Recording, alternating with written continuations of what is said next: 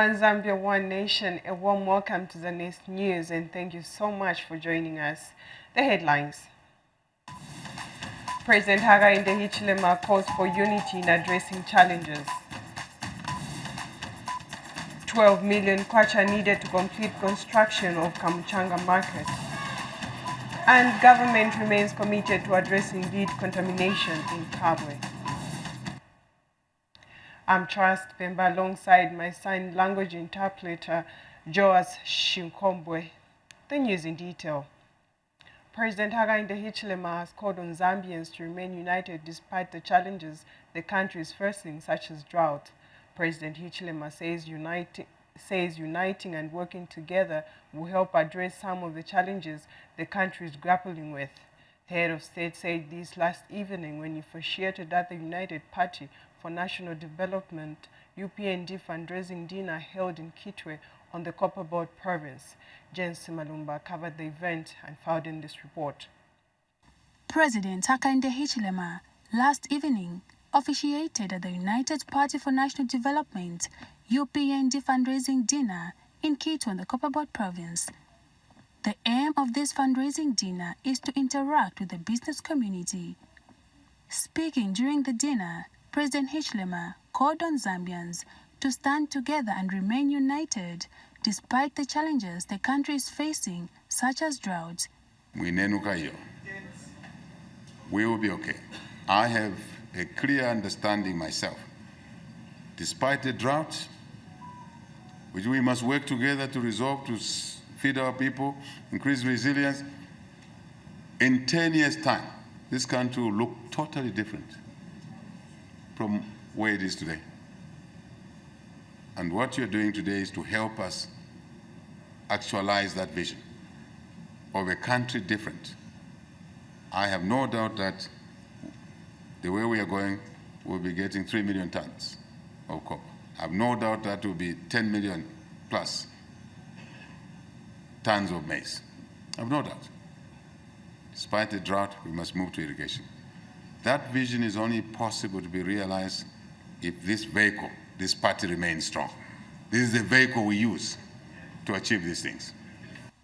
President Hichilema also took time to honor Zambians that sacrificed for the country but are no more. And tonight I want us to honor those many freedom fighters, I call them, who we lost along the way. And I want to recognize one leader of those who have left us, President Mazoka. President Mazoka died on duty, and a number followed him. And Copperbelt Minister Elisha Matambo said government will ensure that all businesses in the province keep thriving. I want to guarantee all the business people in here that under His Excellency President Hakainde, their businesses are safe.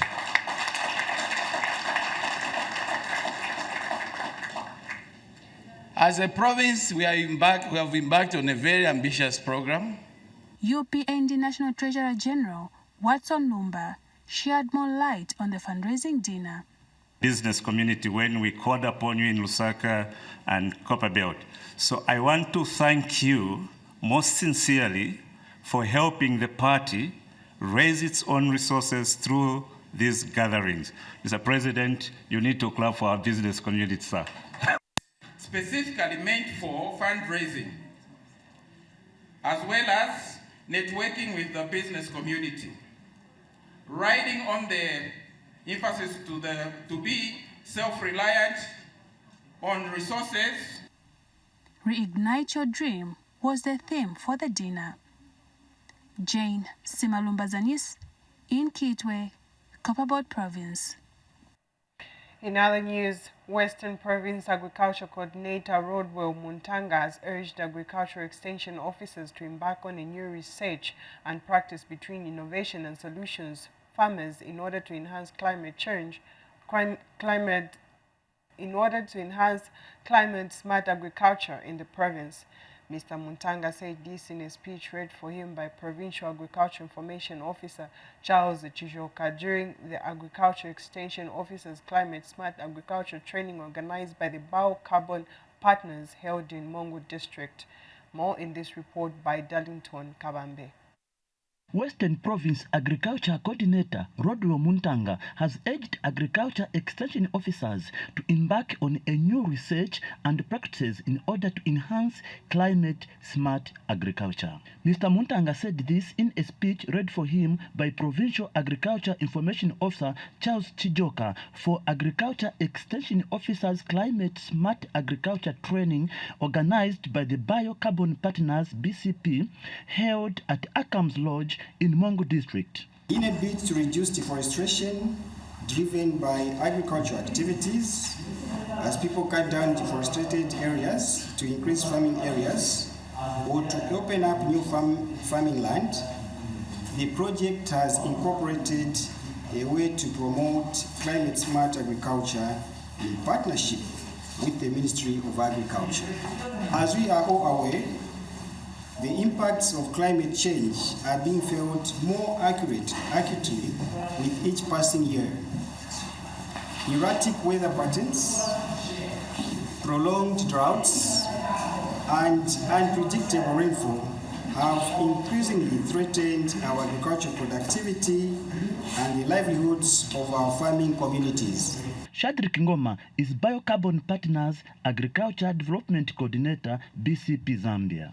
The purpose of this training basically is to equip the agriculture field officers under the Ministry of Agriculture on issues to do with the climate smart agriculture technologies and sustainable agriculture production, with a view to improve, crop productivity within Western Province, so that we can supplement government efforts in ensuring that there is food security at household level.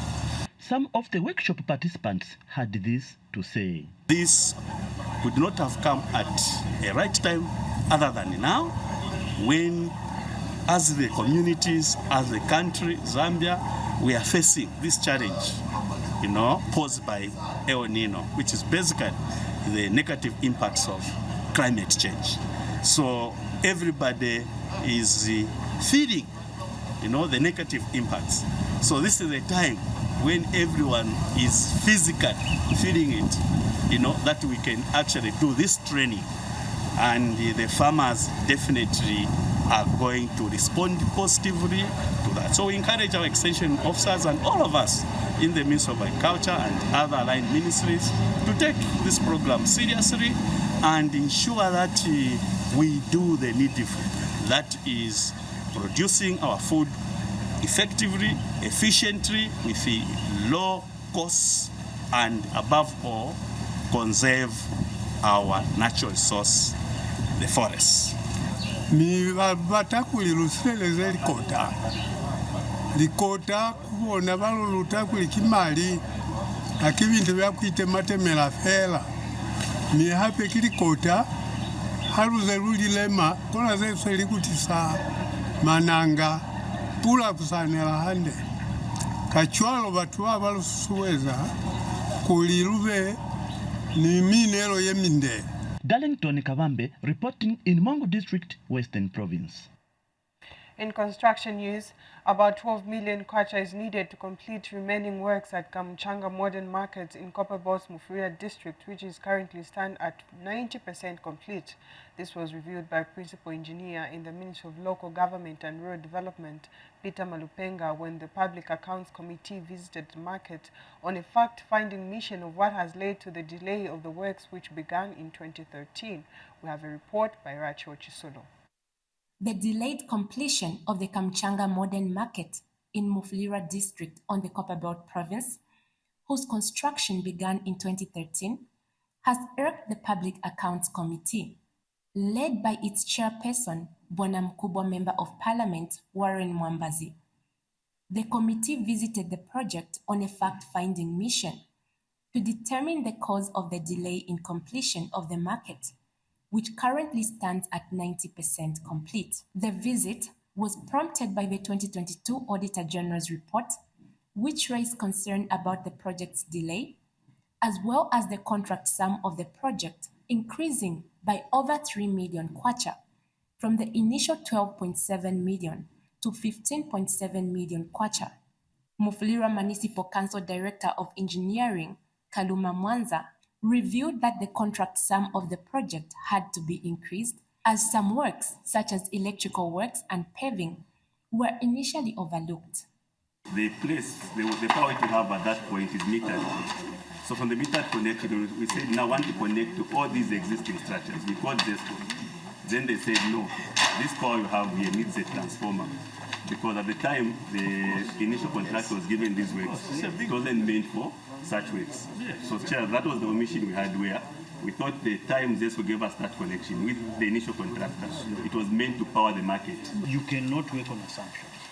You need to look at everything for you to be on the safe side. That's planning. That's part of planning. Okay? So you cannot come and submit to us that it was an assumption that your power was there. No. I think we can't accept that. Principal engineer in the Ministry of Local Government, Peter Malupenga, disclosed that the Mufulira Municipal Council has requested an additional 12 million kwacha to complete the remaining works, citing the need to reduce some of the works. Most of the electricals were stripped at some point, especially on the bigger shops. So we have all the works that were done, that needed to be redone, we have actually done them. This revelation did not sit well with the members of parliament, who were also displeased with the quality of works done, noting that some structures are already deteriorating. About the quality of doors are already warping. The cracks, you can see there, inside there, the quality of the mortar. This is very weak. You agree with me. And that is buttressed by your report here, where you are saying that place there, the roof was blown, isn't it? Chairperson of the committee, Warren Mwambazi, emphasized the need for the project's quick completion to prevent further vandalism and dilapidation. Rachel Chisulo, Zanis, Mufulira. Meanwhile, a 1x2 classroom block at Mambonka Primary School in Pemba District of Southern Province is currently undergoing rehabilitation to provide more space for the growing learner population. Pemba Constituency Member of Parliament Lamek Hamwata visited the school and assured the administration and the community that the school will also benefit from desks procured under the Constituency Development Fund initiative for the entire district. More in this report. Siama Bonga Primary School in Pemba District has been grappling with overcrowding and a lack of proper learning spaces for its pupils. Over 600 learners are currently crammed into just 2 classrooms and sharing 50 desks. To address this challenge, a 1x2 classroom block is currently undergoing rehabilitation to create more space for the learners, thanks to the Constituency Development Fund, CDF. There's a big challenge of classroom space at this school, where we have actually just discovered that in one class there are 94 pupils, and we hope once the 1x2 classroom block, which we are working on, is done, the problem will be somehow sorted out. The area member of parliament has assured the school and the surrounding Siama Bonka community that the school will also benefit from desks procured under the CDF initiative for the entire district. The other challenge, of course, that we have found in that area is the issue of desks. But we are determined as CDF to sort out that problem. So far for this year, we are targeting to buy 3,000 desks, and that school will be one of the beneficiaries. This intervention by government is a welcome relief for the people of Siama Bonka.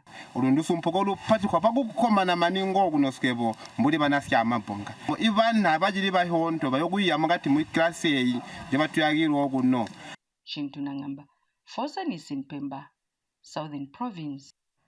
And in Central Province, the construction of Kalundu Primary School in Nangoma constituency in Mumbo District has been completed. The 1x3 classroom block was funded using the 2022-2023 Constituency Development Fund. Acting District Commissioner Patrick Mwalula says the new infrastructure will significantly motivate both the learners and the teachers. Here's a report. Kalundu Primary School has for a long time been conducting lessons under tree shades due to inadequate learner spaces. However, the government has gifted the school with a new 1x3 classroom block funded by the Constituency Development Fund. Dr. Patrick Mwalula is acting Mumbwa District Commissioner. Which is not just a remote, but also hard to reach in relation to how to find this school is not an easy thing. But what is so pleasing is out of the reflections of our CDF, we have a 1x3 classroom block that has been given to Kalundu community, and the community is so happy about it.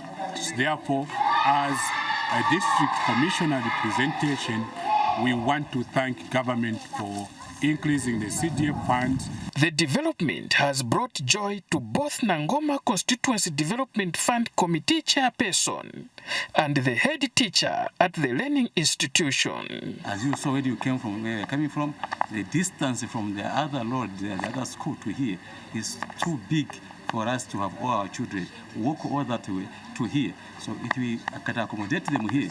Of 716 pupils from preschool up to grade 7 to cater for 1x2 classroom, which was not possible. I'm so happy.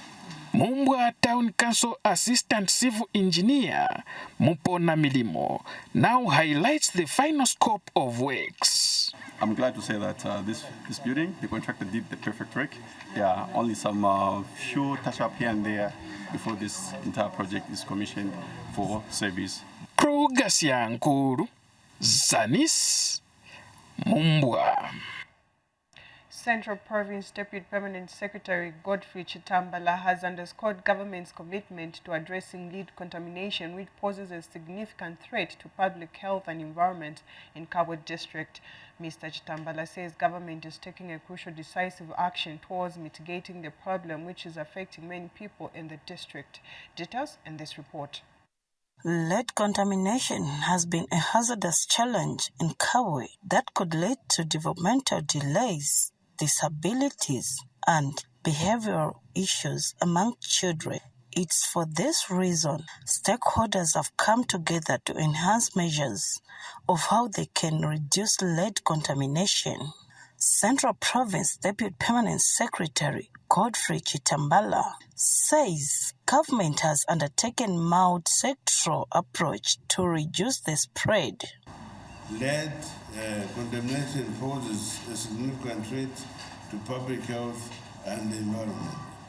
And I am happy that the new Dawn government, through the able leadership of His Excellency, the President of the Republic of Zambia, Mr. Hakainde Hichilema, is making crucial and decisive action towards mitigating this problem. Habitat for Humanity Zambia Business and Development Partnership Manager Fred Nkowe says lead poisoning is a pressing issue that requires urgent attention by all. The consequences are not limited to physical health, but also have a significant impact on the overall social and economic development of the affected communities. Zamri Project Manager Patson Mwinga explains the measures put in place to reduce the spread of lead contamination. And from the statistics so far, it is showing that at least we are still in the same range, about 13% high blood lead levels are found. There is a threshold. We all have some lead in our bodies, but there is an abnormality when it exceeds a certain number. So 45 micrograms per deciliter is the minimum according to WHO. Anything above that, then we need to subject it to treatment. Namatsama Liwanga reporting for Zanis in Kabwe, Central Province. We now have a roundup of stories from Menstrual Hygiene Day yesterday. Government has so far distributed 13,400 sanitary towels to 131 schools in Mongu District of Western Province. District Education Board Secretary Ilotombi Lisimbi has revealed that among the schools, 27 are secondary schools, while 104 are primary schools. Ms. Lisimba said this during a Menstrual Hygiene Day commemoration in Mongu yesterday. Here's a report by Namakau Kayombo. Mongu District has commemorated Menstrual Hygiene Day. The event, which is hosted by the Ministry of Education, aims to raise awareness about menstrual health and hygiene. Ilutombi Lisimba is Mongu District Education Board Secretary. The Ministry of Education, working on behalf of the Republic of Zambia, is distributing a number of sanitary towels in the schools. And Mongu has not been left out. So far, we have received a total of 13,400 sanitary towels, which we have already distributed in all our schools in Mongu District. This on its own is showing how our government really tolerates and gives the importance on the education of the girl child. Mongu District Health Director, Mr. Mofat Kasoka, delivered a speech on the health implications of poor menstrual hygiene. And I'm very happy that the Ministry of Education is actually doing what we should have been doing ourselves as Ministry of Health, but because they spend more time with you, they are teaching you a lot of things. As we look at menstrual health guest of honor, we do understand its implication on the general health of our children, our daughters. And so I would like to take this opportunity to encourage that, please, do not fear to seek health care when you have a condition that requires attention with regard to your health, especially in this day and era of sexually transmitted infections. Mongu District Commissioner Morgan Akabeswa, who was the guest of honor, delivered a compelling speech emphasizing the need for improved menstrual hygiene management in schools and communities. One of the ways that we want to feel will help in the management of the menstrual hygiene, as stated, is the provision of sanitary products to schoolgirls. Why is that? Because many families in our communities are poor and they cannot manage and afford to buy the expensive products. Pando Mwenda is a pupil at Kambule Boys STEM Secondary School in Mongu District. He explains how the boys are involved in the girls' menstrual hygiene. We decided to handcraft these sanitary pads. The reason we chose the recyclable ones because we're looking at the impact. Number one, they are cost effective. They do not cost as much. We have rural areas where people cannot have access, so we can simply teach them how to make this. In addition to that, we can look at the environmental impact. They do not cause pollution. This year's Menstrual Hygiene Day is being observed under the theme, "In a period-friendly world, the stigma and taboos surrounding menstruation are history." Namakao Kayombo, Zanis Mongu, Western Province. Also in Southern Province, Chirundo Town Council Chairperson Nevas Muchindo has called on education authorities in the district to fully incorporate menstrual hygiene management in the provision of quality education. Mr. Muchindo says there is urgent need for education authorities in the district to complement the provision of free education policy by streaming menstrual hygiene management in the education curriculum.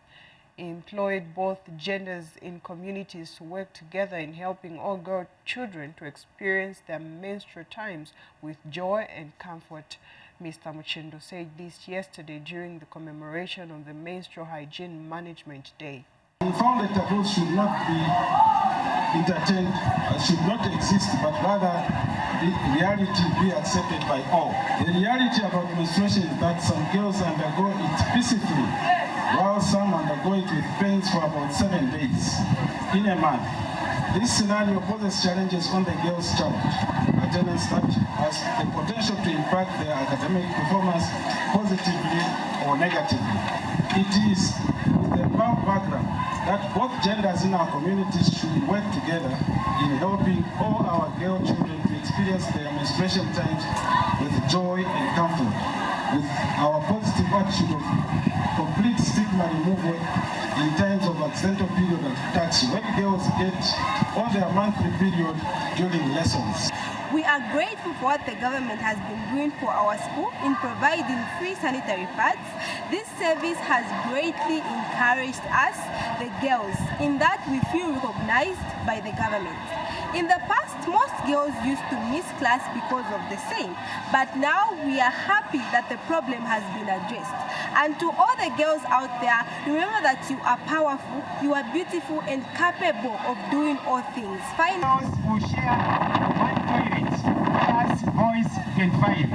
The ratio will show you that we are trying to make a period-friendly arrangement that will not delay girls from helping themselves in those ablution blocks. In other news, education authorities in Chingola district on the Copperbelt province have welcomed the move by Epiroc Zambia Limited to embark on a road safety campaign in local schools. The company has partnered with the Road Transport and Safety Agency with the view to reduce road traffic accidents and deaths involving school-going children in the district. We'll take a look at this report.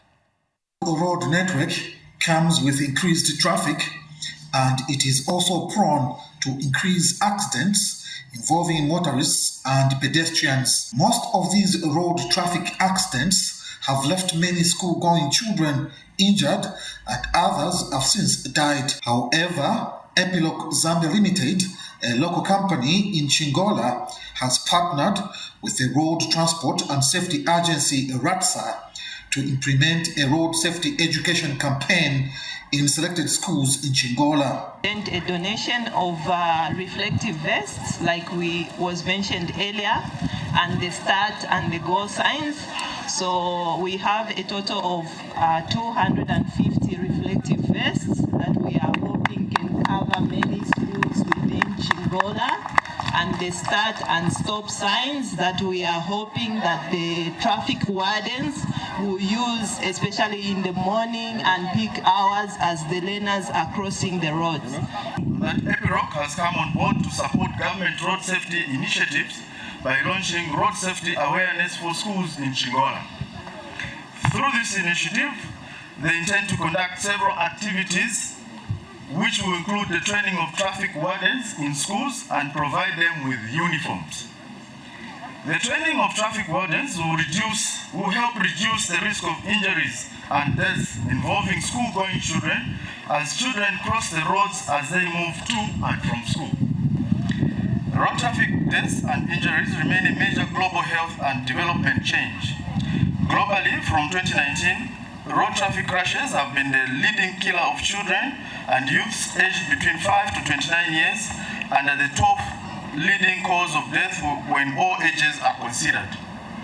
Education authorities in the district have since welcomed the initiative. Zambia Limited, we actually lobbied from them.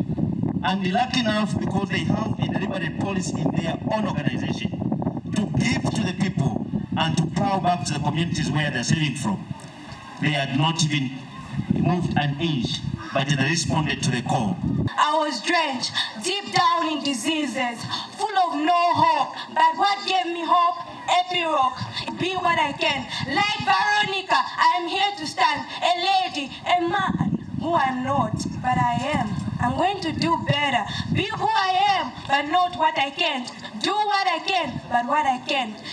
With a road safety education campaign and training of road safety wardens in schools, incidences of road traffic accidents and deaths involving school-going children will be minimized.